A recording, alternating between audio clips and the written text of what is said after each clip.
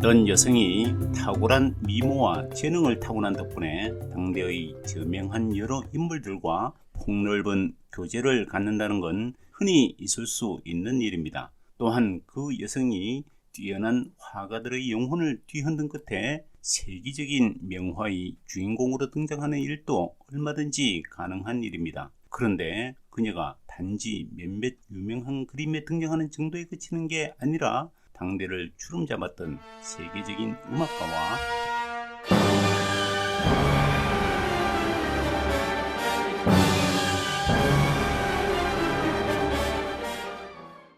건축가와 문학가와도 두루 함께 살아보기도 했다면, 그것도 3번에 걸친 정식 결혼을 통해서라면 어떻게 그런 일이 가능할까 싶지만, 오스트리아의 빈에서는 실제로 그런 삶을 살았던 여인이 있었습니다. 그녀의 이름은 알마 말러였습니다.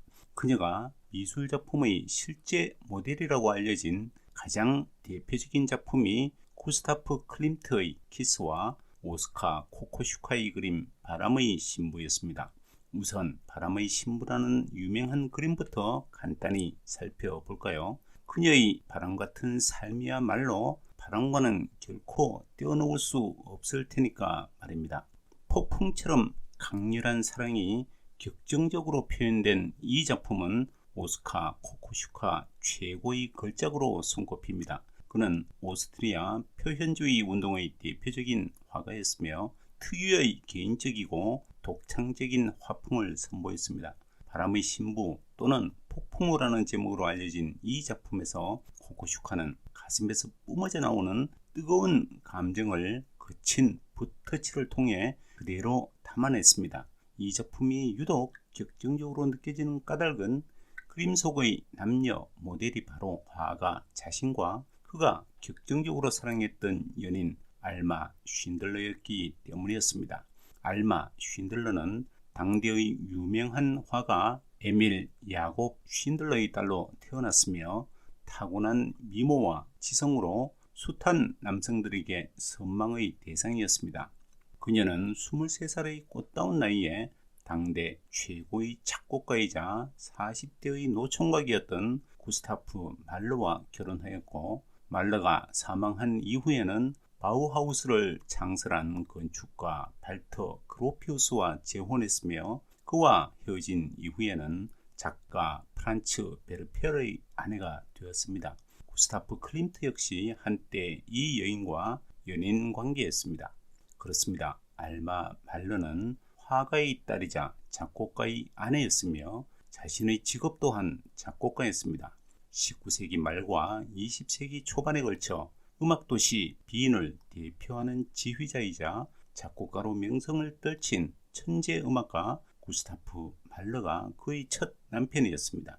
그녀의 이름 뒤에 말러라는 성이 따라붙지 않았을 때까지만 하더라도 그녀의 이름은 알마 쉰들러였습니다. 그녀는 1879년 당대의 저명한 화가였던 에밀 야곱 쉰들러의 딸로 태어났습니다. 그녀는 말러와 결혼하기 전부터 이미 공연감독 막스 부어카르트, 작곡가 알렉산더 첵닌스키, 그리고 화가 구스타프 클림트와 연문서를 뿌리고 다녔습니다. 그 가운데 클림트는 알마 쉰들러의 첫 키스를 차지한 남자로 알려졌으며, 그 덕분에 그녀는 바뀌면서도 영광스럽게 클림트의 대표작이 된 키스의 여주인공으로 등장하는 영예를 차지할 수 있었습니다. 알마 쉰들러는 구스타프 클림트를 비롯한 여러 남성들의 구애를 뿌리치고 1902년 3월 9일 구스타프 말러와 결혼합니다. 무려 19살의 나이차를 극복한 결혼이었습니다.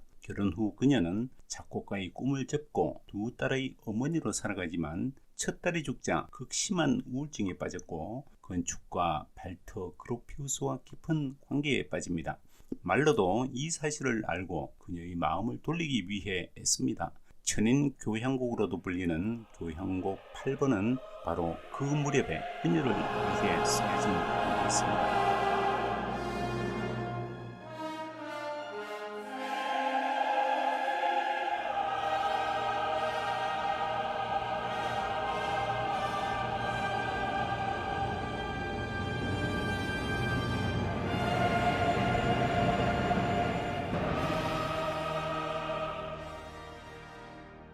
1911년에 구스타프 말러가 불과 51살에 죽자 알마 말러는 건축가 발터 그로피우스와 두 번째로 결혼하지만 첫 남편과 사별한 지 한참이나 뜸을 들인 후였습니다. 그로피우스와 재혼하기 전까지 연인 관계로 지낸 다른 남자가 천재 화가 오스카 코코슈카였습니다. 이 화가는 알마 말러가 건축가와 재혼한 이후에도 아주 오랫동안 그녀에 대한 병적인 집착을 보였던 것으로 유명합니다. 알마와 헤어지자 코코슈카는 제1차 세계대전에 참전하기 위해 자진해서 입대했고 이내 전쟁터에서 머리에 총상을 입고 되돌아옵니다. 사랑의 아픔을 잊기 위해 군대에 갔다가 몸까지 다친 셈이었습니다. 그는 옛사랑을 잊지 못해 알마를 닮은 인형을 제작해서 함께 생활할 정도로 알마 말러에게 집착을 보였습니다. 심지어 오페라 공연을 갈 때에도 그 인형의 자리를 예약할 정도였다니 그의 집착이 어느 정도였는지 능히 짐작할 만합니다. 그는 그녀에게 아주 많은 편지를 썼는데 70번째 생일날에도 다음과 같은 편지를 보냈다고 합니다. 사랑하는 나의 알마, 당신은 아직도 나의 길들지 않은 야생동물이요. 당신의 생일을 준비하는 친구들에게 덧없는 달력의 시간에 나를 묶어놓지 말라고 하오. 대신 시인을 찾아요. 그래서 우리가 함께 무엇을 했으며 서로에게 어떤 상처를 주었는지 후세에 우리들의 살아있는 사랑을 전할 수 있도록 그에게 이야기를 전해줘요. 우리가 서로에게 불어넣은 그 뜨거운 열정과 비교되는 사랑은 없었으니까 당신의 오스카. 코코슈카의 가슴은 당신을 용서하기에. 그토록 끈질겼던 코코슈카의 구애를 뿌리친 끝에 시작된 두 번째 결혼 생활은 오래가지 못했습니다. 그로피우스의 잦은 해외 출장과 새로 태어난 아들의 친부 논란 등이 문제였습니다. 그때 친부 논란을 일으킨 남자가 바로 시인이자 소설가였던 프란츠 베르페르였습니다. 그는 이미 공공연히 알마의 애인으로 소문나 있었다고 합니다. 결국 두 번째 결혼 생활을 청산한 알마는 무려 10년 동안 베르페르와 동거하다가 1929년에 이르러 그와 정식으로 세 번째 결혼식을 올린 뒤에는 그가 죽을 때까지 내내 함께 합니다.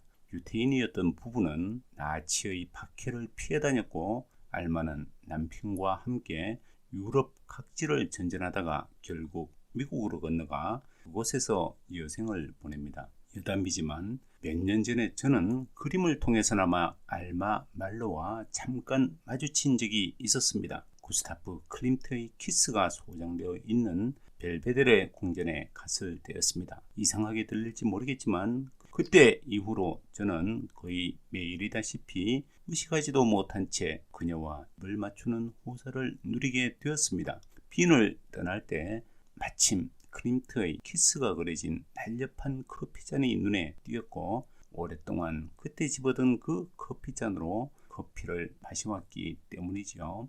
그런데 키스 속의 그 여자가 말러의 부인이었다는 얘기는 어디선가 얼핏 들었던 것 같지만 그녀가 코코슈카의 그림 바람의 신부의 주인공과 동일 인물일 줄은 몰랐습니다. 더군다나 어떤 책에서 우연히 발견한 제게는 몹시 낯선 이름의 소설가에 불과했던 프란츠 베르페리라는 사람이 그녀의 세 번째 남편일 줄은 더더욱 상상조차 할 수 없었습니다. 좋은 책은 좋은 사람과 비슷한 점이 많다. 사람을 처음 만나면 잘 알 수 없듯이 책도 한번 읽어서는 잘 알 수가 없다. 그러나 여러 번 되풀이하여 읽는 과정에서 그 책을 잘 알게 되고 그리하여 아주 가까운 친구 같은 느낌을 갖게 된다. 그리고 더 나아가서 그가 없으면 더 이상 삶의 의미가 없어지는 것 같은 느낌마저 갖게 된다.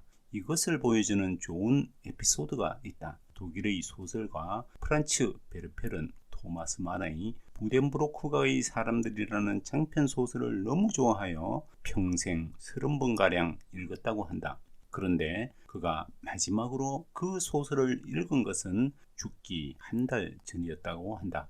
여기서 중요한 것은 30번이라는 횟수가 아니라 죽기 한 달 전의 경황 없는 상황에서도 토마스 만의 소설을 읽었다는 사실이다. 어쩌면 베르페르에게 있어서 죽음은 곧 만의 소설을 읽지 못하는 것이었으리라. 최근에 저는 알마 말로에 관한 또 다른 놀라운 사실 하나를 새롭게 알게 되었습니다. 평소에 자주 찾는 이웃님의 유튜브 동영상 덕분이었는데요. 그 영상은 1943년에 만들어진 고색 창연한 흑백 영화 베르나데트의 노래라는 작품을 소개하는 영상이었습니다. 그 영화의 원작을 쓴 작가가 놀랍게도 프란츠 베르페르였던 것입니다. 그 유태인 소설가는 1938년 자신의 아내 알마 말로와 함께 나치의 박해를 피해 국경을 넘어 피신하던 중 프랑스의 어느 산간마을에 숨어들어 2년 동안이나 은신한 적이 있었는데, 바로 그 마을 루르드에서 전해지는 놀라운 이야기를 듣고 자신을 숨겨진 마을 사람들에게 보답하는 심정으로 성 베르나데트 수비르에 대한 이야기를 소설로 썼으며, 그 원작을 바탕으로 영화 베르나데트의 노래가 탄생했던 것입니다. 1943년에 만들어진 그 영화는 제16회 아카데미 여우주연상, 촬영상, 미술상, 음악상을 수상했으며 제1회 골든글로브 시상식에서도 작품상, 감독상, 여우주연상을 수상했다고 합니다. 알마 말로와 프란츠 베르페르이 한때 나치의 박해를 피해 무려 2년 동안이나 꼭꼭 숨어 지냈던 그 산골 마을은 베르나데트의 노래라는 소설과 영화의 배경으로도 유명하지만, 지금은 매년 300만 명 이상의 사람들이 찾는 성모 발현지로도 널리 알려졌으며 관광 명소가 되었다고 합니다. 이것으로 바람의 신부 알마 말로에 얽힌 놀라운 이야기 소개를 모두 마치겠습니다. 감사합니다.